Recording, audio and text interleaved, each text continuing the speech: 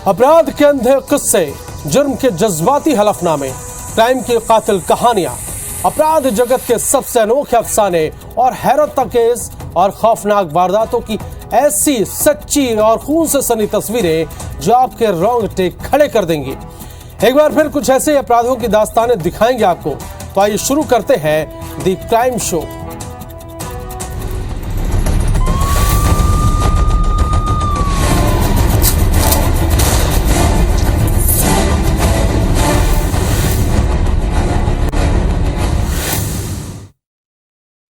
दुनिया में ऐसा कौन होगा जो ये नहीं चाहेगा कि उसके हाथ वो पत्थर आ जाए जिसे पारस मणि कहते हैं। दरअसल ये वो नायाब पत्थर है जो लोहे को छूते ही उसे सोना बना देता है। लेकिन इस अजीबोगरीब और चमत्कारों वाली किताबी कहानी को कोई सच मान ले और फिर उस पत्थर से अपनी तकदीर बदलने की ठान ले तो क्या ही कहेंगे। जी हाँ, पारस मणि के ख्वाब कैसे खूनी पाप करा सकते हैं, आप भी देखिए।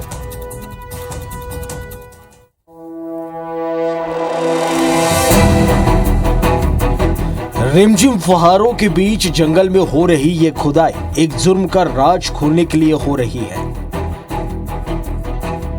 यहां दफन है एक लाश जिसके सामने आते ही कई सवालों के जवाब मिल जाएंगे और एक खूनी जुर्म का राज भी बेपर्दा हो जाएगा।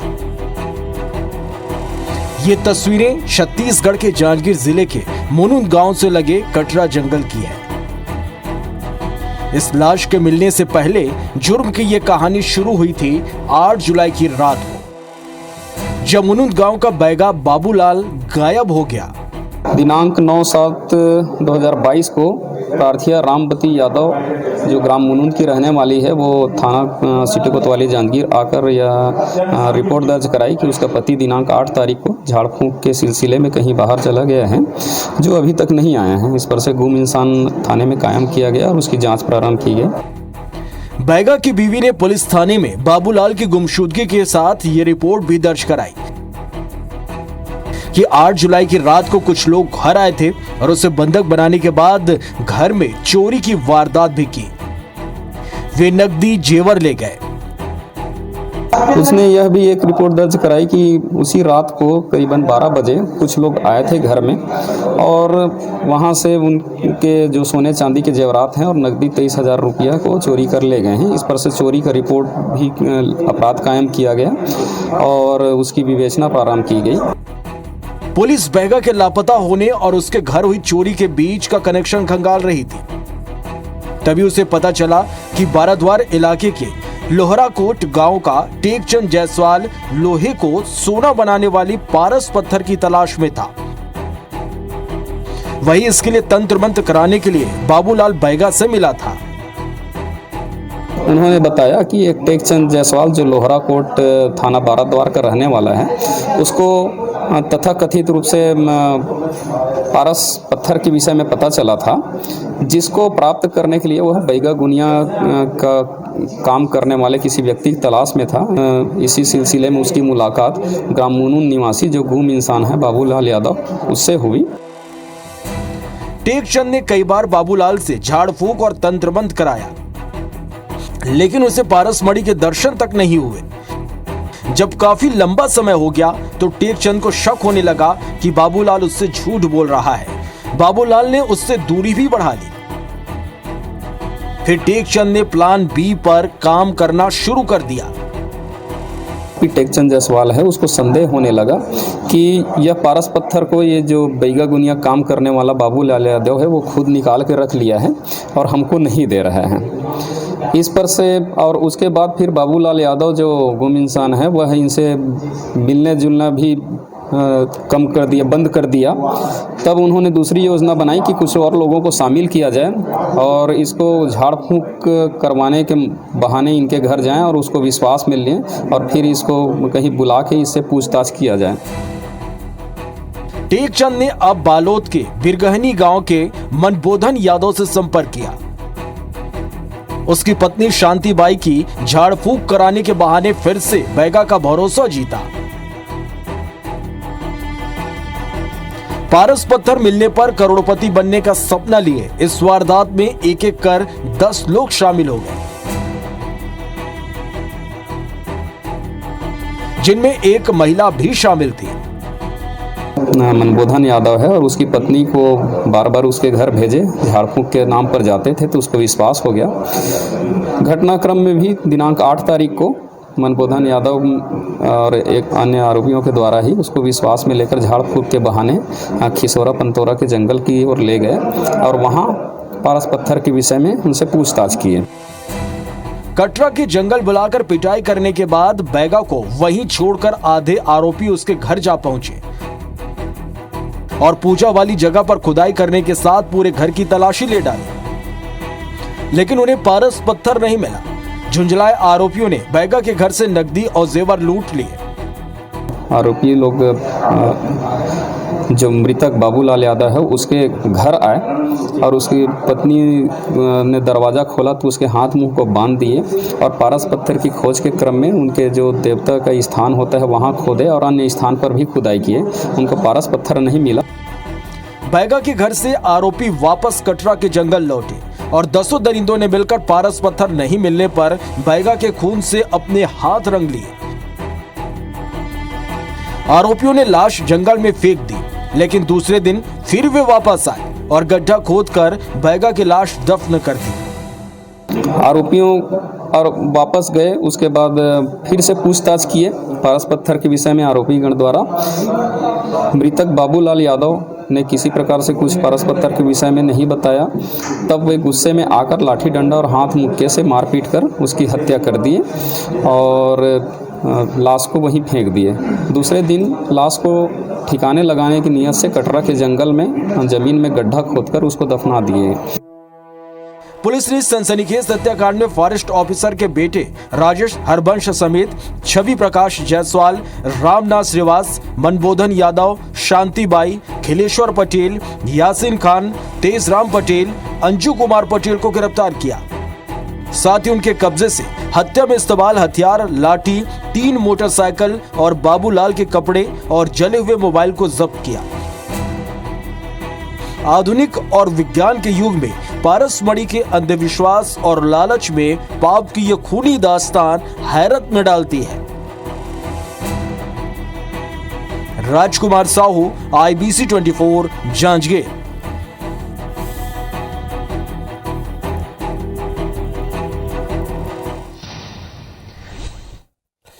10वीं कक्षा में भले ही उसकी सप्लीमेंट्री आई थी, पर वो लड़का जिंदगी की परीक्षा में पास होने को लेकर कॉन्फिडेंट था। लेकिन उसे नहीं पता था कि सप्लीमेंट्री परीक्षा देने के बाद वो जिंदगी में ही फेल हो जाएगा, क्योंकि रास्ता काटने वाले वो 5 लड़के उसके जिंदगी के लिए ग्रहण बनकर आए। बेरहमी की ऐसी इंतहा हुई कि 15 साल के उस मासूम की जान चली गई और वो 5 नाबालिग कत्ल के इल्जाम में अब सलाखों के पीछे है।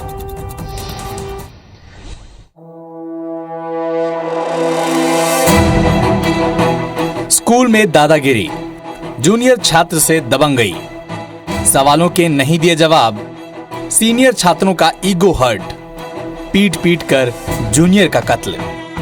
खूनी जुर्म की यह दास्तान राजधानी रायपुर की है, जहां 12 जुलाई को भनपुरी में एक ऐसी वारदात हुई जिससे पूरा इलाका थर्रा उठा। यहां के काशीराम हायर सेकेंडरी स्कूल में मामूली विवाद को लेकर एक छात्र का कत्ल हो गया। दरअसल 15 साल का छात्र मोहन सिंह राजपूत सप्लीमेंट्री का एग्जाम देकर स्कूल से निकला था। इसी दौरान बाहर कुछ बच्चे बैठे थे, जिन्होंने मोहन को रोका और कुछ सवाल पूछने लगे, जिनका जवाब देना मोहन ने जरूरी नहीं समझा। मोहन का जवाब न देना छात्रों को इतना नागवार गुजरा कि उन्होंने उसकी पिटाई शुरू कर दी। बचने के लिए मोहन ने स्कूल की ओर दौड़ भी लगाई, जिसके बाद आरोपियों ने स्कूल के भीतर भी बेरहमी से उसे लात जूतों से तब तक पीटा जब तक वो बेहोश नहीं हो गया। वारदात के बाद स्कूल के कुछ छात्र बेहोशी की हालत में मोहन को नजदीकी अस्पताल ले गए, जहां से उसे अंबेडकर अस्पताल रेफर कर दिया गया। जब तक उसे अस्पताल पहुंचाया जाता तब तक उसने दम तोड़ दिया था। मृत बालक है मोहन सिंह राजपूत, और जो अपचारी के बीच में जो झगड़ा हुआ था उसकी वजह ये थी कि वो 10वीं का एग्ज़ाम दे के निकला था। तो जो अपचारी बालक है उससे पूछा कि कौन से स्कूल में पढ़ते हो, और इस बात का उन्होंने सही में जवाब नहीं दिया, जवाब देना नहीं चाहता था। यह बात उसको बुरी लगी और उसके बाद उन दोनों में झगड़ा हो गया। इस झगड़ा को देखते हुए जो अपचारी बालक के दोस्त लोग भी है इस झगड़े में शामिल हो गए और उसको मारपीट करने लगे।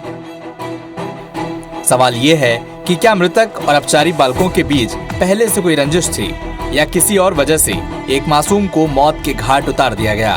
पुलिस के मुताबिक मृतक ने उन अपचारी बालकों के सवाल के जवाब नहीं दिए, जिससे उनका ईगो हर्ट हो गया और उन्होंने आवेश में आकर हत्या जैसी संगीन वारदात को अंजाम दे डाला।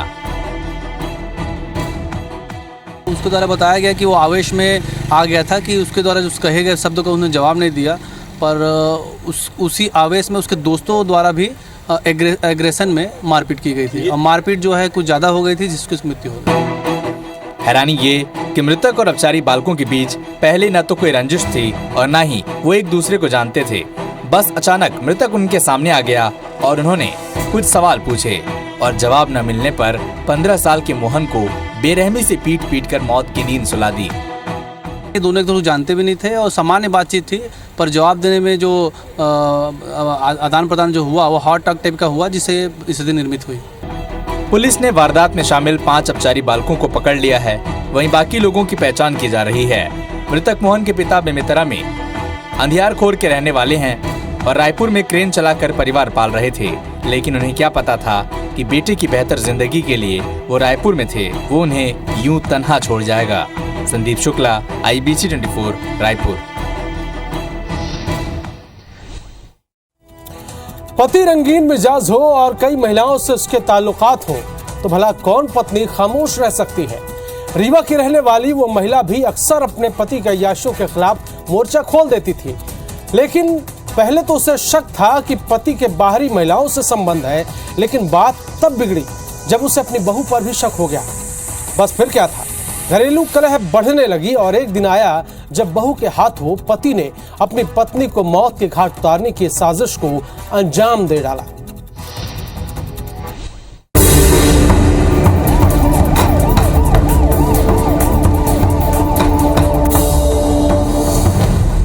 बहू पर थी सास की नजर, ससुर से नाजायज रिश्तों का शक, कलह से जीना हुआ हराम, बहू ने छीन ली सास की जिंदगी। सास बहू और साजिश। रीवा पुलिस की गिरफ्त में खड़ी इस महिला के सर पर अपनी ही सास के खून का संगीन इल्जाम है। दरअसल पुलिस को करीब 5 दिन पहले मनगवा थाना क्षेत्र के अतरेला गांव में एक महिला के कत्ल की खबर मिली थी।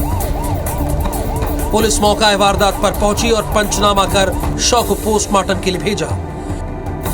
वहीं कत्ल की आरोपी उसकी बहू को भी गिरफ्तार कर लिया गया है। थाना मनगवा क्षेत्र में ग्राम अतरेला के निवासी सरोज को जिसकी हत्या हुई थी 12 जुलाई को सुबह 5:30 बजे उसकी बहू ने कंचन बोलने अपनी सास की हंसिया से मार करके हत्या कर दी। सवाल ये था कि क्या घरेलू कलह के चलते बहू ने अपनी सास को मौत के घाट उतारा या वजह कुछ और थी। दरअसल मृतका अपने पति की अय्याशियों से परेशान थी, क्योंकि पति का गांव की दूसरी औरतों से अफेयर चल रहा था। इतना ही नहीं, मृतका अपने पति की घिनौनी करतूतों से इस कदर परेशान थी कि उसे बहू पर भी शक होने लगा था। इसी को लेकर अक्सर तीनों के बीच झगड़े होते थे। इसी से तंग आकर बहू ने उसे हमेशा हमेशा के लिए मौत की नींद सुला दी। मृतिका जो है उसका पति किसी महिला से उसके संबंध थे, इस वजह से मृतिका और उसके पति में आपसी झगड़ा होता था और मृतिका का अपनी बहू कंचन से भी, जिसने आरोपी है, इससे भी उसका विवाद चारित्रिक शंका को लेकर के हुआ करता था। पुलिस की पूछताछ में आरोपी बहू ने हैरान करने वाला खुलासा किया है। उसने पुलिस को बताया कि कत्ल में उसका ससुर यानी मृतका का पति भी शामिल है, जिसने हत्या के लिए उसे साजिशन हंसिया हाथ में थमाई थी ताकि उसके रास्ते का कांटा हट जाए। ससुर ने उसे षड्यंत्र के तहत एक हंसिया ला के दिया और उसमें उन्होंने षड्यंत्र करके और उसकी हत्या की। इसमें थाना मनगवा में जो का अपराध पंजीकृत किया गया और दोनों आरोपियों को पूछताछ के बाद उनको गिरफ्तार कर लिया। पति पत्नी सास बहू के बीच झगड़े कहाँ नहीं होते, लेकिन जब झगड़े की वजह नाजायज रिश्ता और नैतिक पतन को लेकर हो तो कला एक दिन खूनी शक्ल इख्तियार कर लेती है। राजीव पांडे, IBC 24, रीवा। आज के दौर में बेटा बेटी एक समान वाली सोच पर बात तो होती है, लेकिन अमल कितना होता है कह पाना बेहद मुश्किल है, क्योंकि आज भी बेटियां कितनी भी हो, एक बेटा चाहिए वाली सोच जड़ों में है। लेकिन जब ये सोच जुर्म की शक्ल ले ले तो मामला संगीन हो जाता है। रीवा में एक पिता ऐसा ही गुनाह कर बैठा। बेटा होने पर मन्नत पूरी करने के लिए उसने किसी और के घर का चिराग ही बुझा दिया।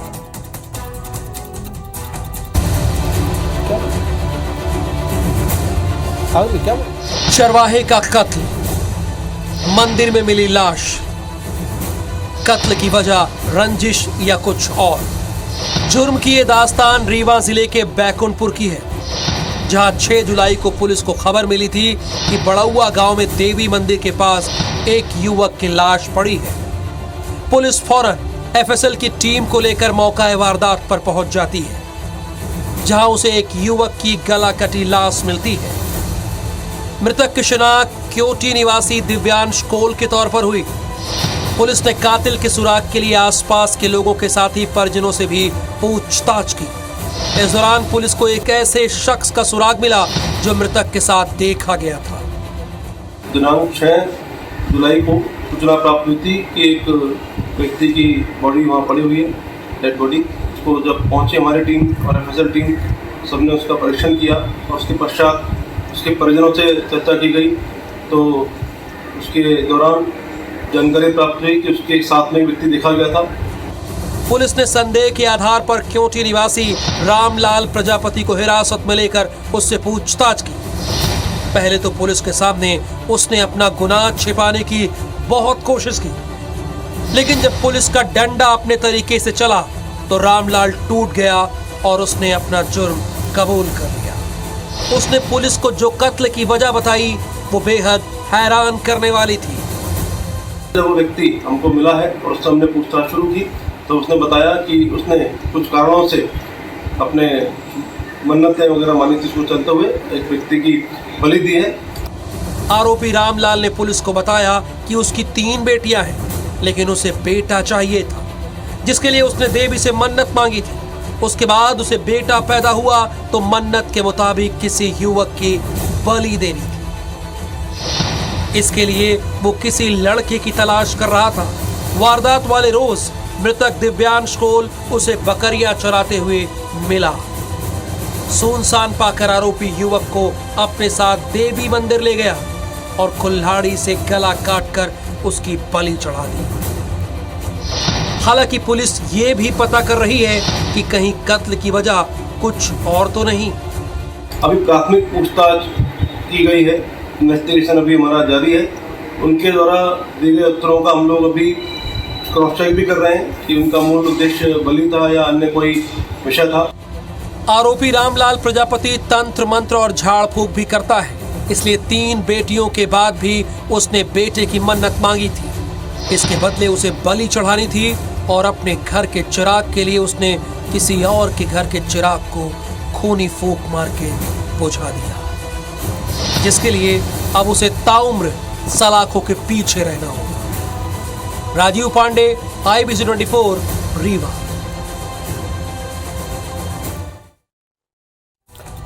इंसान पैसे के लिए क्या कुछ नहीं कर गुजरता।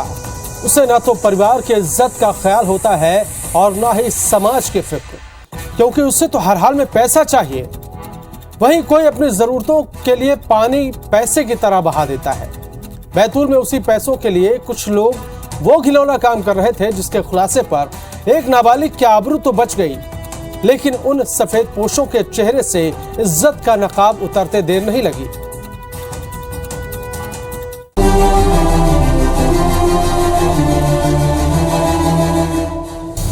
$70,000 में मासूम का सौदा।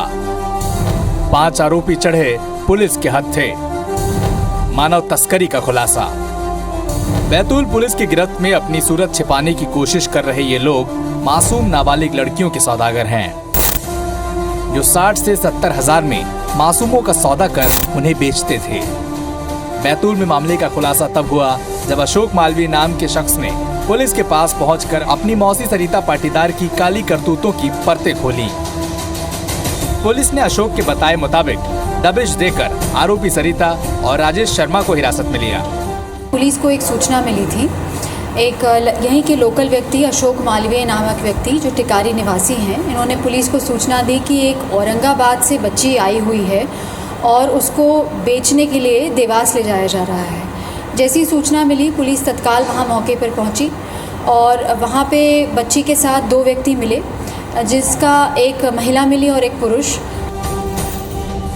अशोक ने पुलिस को बताया था कि उसकी मौसी सरिता अपने साथी राजेश शर्मा के साथ एक बच्ची को लेकर उसके घर पर रुकी है। उसने मोबाइल पर इस लड़की को बेचे जाने की बात सुनी है।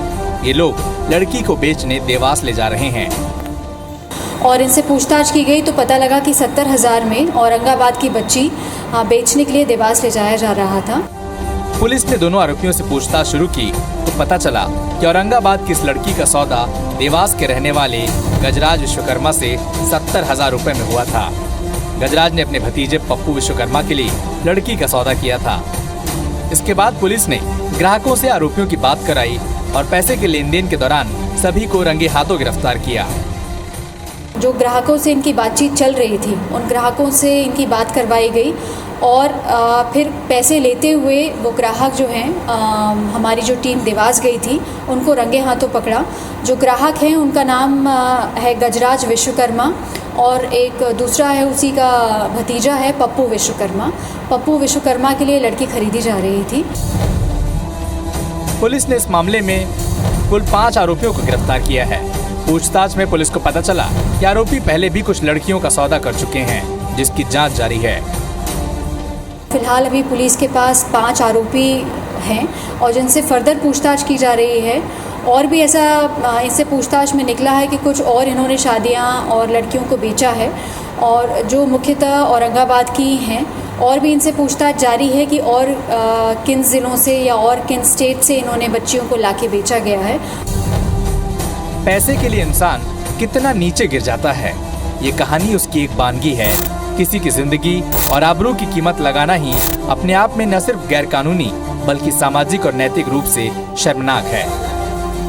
नंदकिशोर पवार, IBC 24, बैतूल। दुनिया का ऐसा कोई जुर्म नहीं जिसके गुनहगार सलाखों के पीछे की दुनिया नहीं देखते।